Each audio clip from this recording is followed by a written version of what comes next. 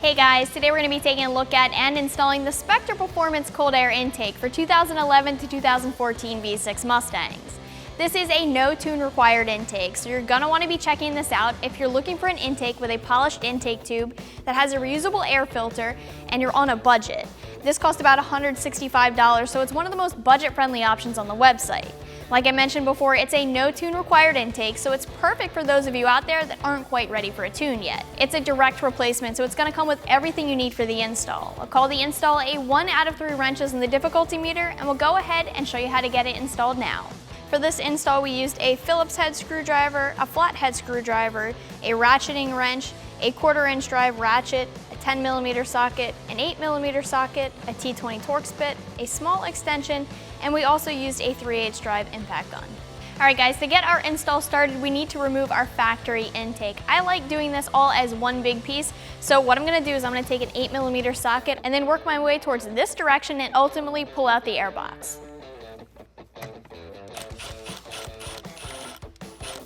Alright guys, next we'll release the PCV. All you have to do is press this gray tab here and pull backwards. We'll release this line as well. We're just going to wiggle off of our intake tube here. We'll also disconnect our mass airflow sensor. Now this has a red locking tab on the bottom, so you reach around the bottom, pull the red tab out, you'll be able to disconnect your sensor then. Now one other thing you'll have to do with the mass air sensor is actually disconnect it from the air box down here. You'll need a body panel removal tool or a flathead screwdriver. All you're going to do is just pry the clip out of the air box. One of the last things we have to do is unbolt our air box, so you'll need a 10mm socket, and we'll just grab this bolt right here. At this point, we're ready to remove the intake. So what I'm going to do is I'm going to work it off of the throttle body. Then you might have to pull up a little bit on the air box because there is a grommet that's holding it into place. Now we can just remove it from the car. Alright guys, so the only other thing we have to remove is our airbox inlet, which is this right here. So this is clipped into place, and what I'm doing is I'm using a long flathead screwdriver, and there are 2 clips. There's one on the top and one on the side close to the fan. So I am popping the clips, and then that's going to allow me to remove this and get it out of the car.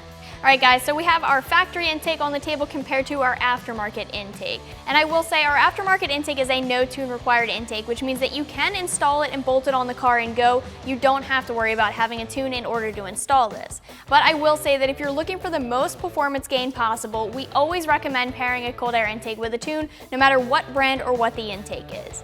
The next thing we'll talk about is the overall design of the intake, meaning that your air filter is in an enclosed air box. So what we have here is an open element style intake. Now your air filter is a synthetic non-woven filter and it is reusable, which means that whenever it gets dirty, you guys can just clean it and reinstall it. You don't have to buy a new filter every time.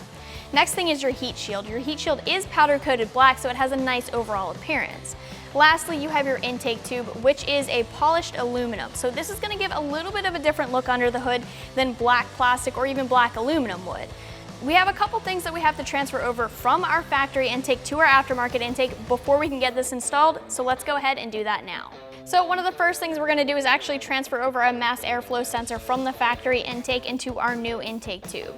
For that, I have a T20 Torx bit.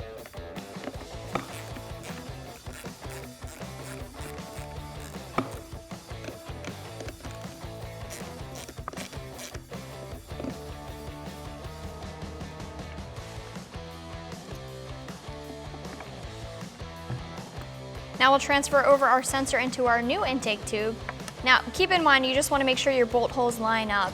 You can only install this sensor one way, so if your bolt holes aren't lining up, you'll just need to switch it. And then that's going to ensure that your sensor is installed properly. And you do get new hardware for your sensor, so make sure you use the new hardware. You'll need a Phillips head screwdriver for the new hardware.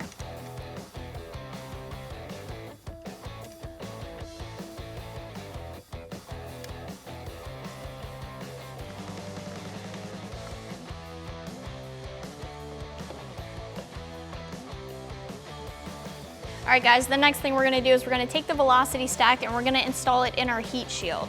So the way that this is going to work is we're going to take the velocity stack like this in this orientation. We'll push it up against the heat shield. This is our coupler that we're going to use for this end, and we do have 2 clamps ready to go already installed on the coupler. So we'll install our coupler and we are going to tighten the clamp on our velocity stack to hold it in place. You want to make sure that your coupler is seated flush up against the heat shield. Now we'll go ahead and tighten it with an 8mm socket.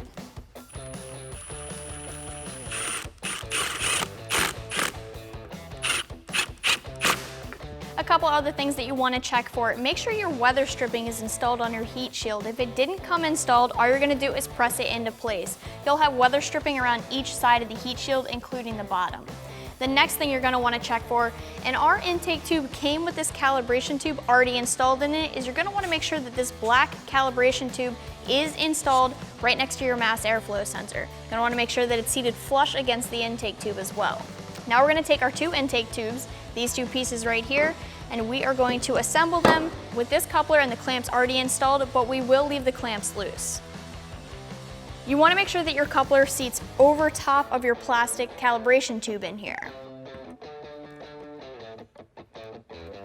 So you'll need to work the coupler over the plastic.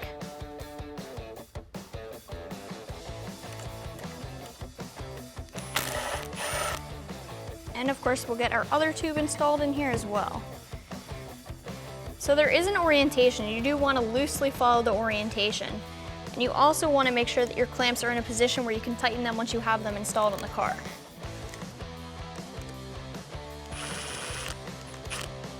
Next, you'll need to loosen and remove the 10mm bolt that's holding your ABS support bracket to the chassis right here. This is actually one of the mounting points for your heat shield, so we'll take a 10mm socket and loosen that now.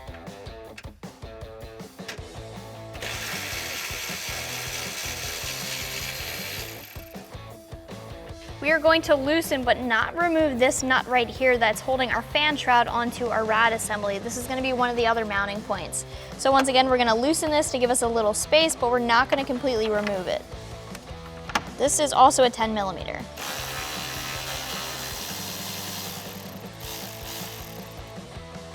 Now we're going to install our heat shield. So basically this lower mounting point right here is going to go in that ABS support bracket area that we uninstalled that bolt from. And this right here is going to go up against the rad. We also have one mounting location back here, and that's going to be our factory airbox mounting location. So we're going to work this into place.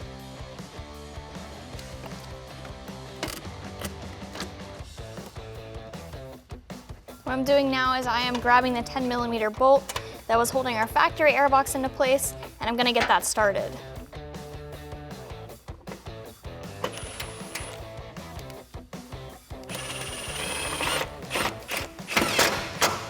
Now we'll tighten this bolt here on our fan shroud.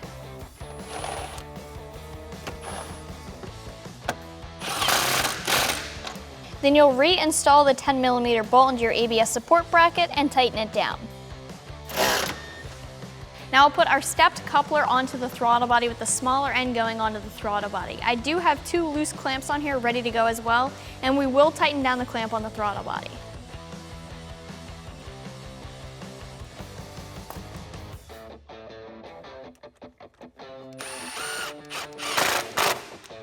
We'll leave this side loose for now.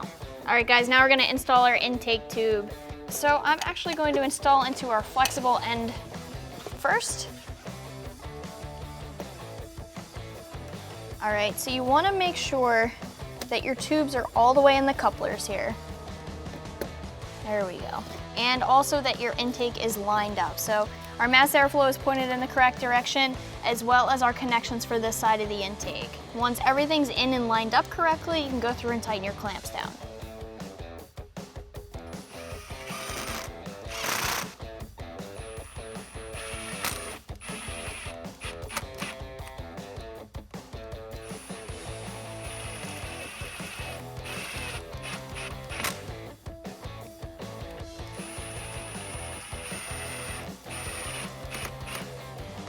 Now you can plug in your mass air sensor. Don't forget that locking red tab on the bottom. You'll need to make sure that clicks into place. You can go ahead and make your connections on the other side of the intake.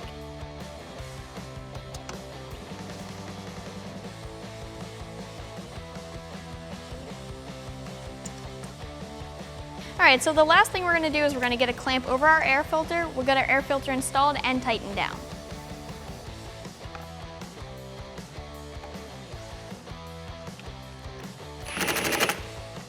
All Alright guys, that's going to wrap up this review and install. Keep in mind that you can always check this intake out more online. I'm Stephanie, and for all things Mustang, keep it right here at AmericanMuscle.com.